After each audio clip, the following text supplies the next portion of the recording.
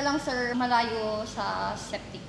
Kapag malayo sa septic tank, ang iniisip po kasi ng mga sanitary engineer, when they say na septic tank, yung isip nila masyadong baka mamaya makahigop ng tae, ganyan. Yun ang reason kung bakit sila ganon. Sa atin naman, everything has a solution eh. Paano kung maglagay ako ng water treatment doon sa lugar na yon? For example, ayan yung septic tank, eto yung poso ko, lapit. Pero paglabas nito, pinatest natin, walang nahihigop na tae. Paano ma'am kung ginawa ko, naglagay ako ng water treatment dito, plus chlorinator, may mahigop man yan na specimen dyan, eh mamamatay or mawawala yung bacteria. Anong reason para hindi ako makakuha ng permit? Kung hindi mo naman mapatunayan na may etchas talaga yung nakukuha kong tubig.